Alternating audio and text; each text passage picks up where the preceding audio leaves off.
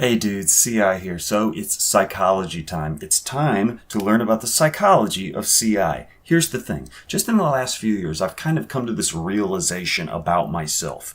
I realize that I have to be creative. This is not a choice. I don't choose to be creative. Apparently, I have to be. And here's how I figured this out. I looked at the entirety of my adult life. All the jobs I've had and all the things I've done, all of them involve creativity, and not always by choice. Let's look at it. When I first graduated college, I became an outdoor educator. This means going from, nature center to science museum to summer camp. And in all those things, you are required to educate people, inspire people, be creative.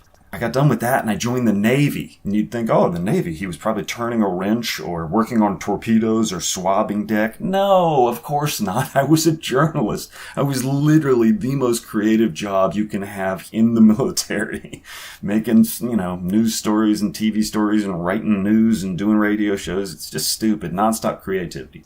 So I get done with the Navy and I'm like, okay, what's next? School teacher. Oh, that is the height of creativity. All day, every day, you're trying to inspire children. You're trying to entertain them. You're trying to educate them. It's just creativity out the yin-yang.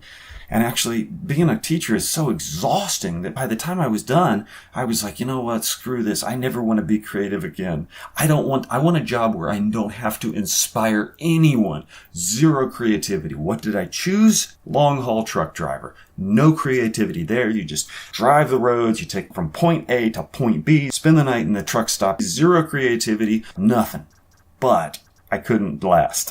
I had to do something creative. So in the truck stops at night, I would write novels. I was the only trucker there writing novels. It was just stupid. It's like I didn't even choose it. It had to happen. I had to do it. All right, so I'm a truck driver / novelist for 6 years. And then I'm like, okay, time to get off the road. This is getting old.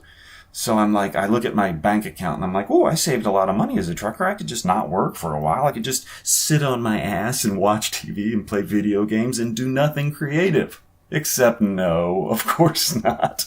Of course I had to find some creative outlets and I found a bunch of them. I write novels. I do the Portland Timbers blog. I have a radio show. I do this freaking YouTube. I've got every single day of the week, I've got something creative to do. A normal person, if he had no job, would just sit around on his ass. And for some reason, I can't do that. Guys, I assure you, I have not chosen this. This is forced upon me. My psychology requires me to fill my life with creativity. I've only come to this realization lately. I just looking at it, I'm like, what is my problem? Why am I doing all this shit? Apparently, it's not choice. Apparently, I have to do it. So, who knows what the next stage of my life will be? I bet you that I will try to do something non-creative. My next job will probably be stocking shelves at a grocery store. Because I'll be like, thank God, nothing creative about this. I can just do the... No, you can't do it. You have to do something creative. It's not your choice, buddy. It's your psychology choosing for you. But we are who we are, right? We are as God makes us. And apparently God made me into a person who can't just sit there and shut up. I'm a guy who has to be creative and entertaining and inspiring. Took me a while to figure it out. But yep, this is who I am. All right, guys. See you next week.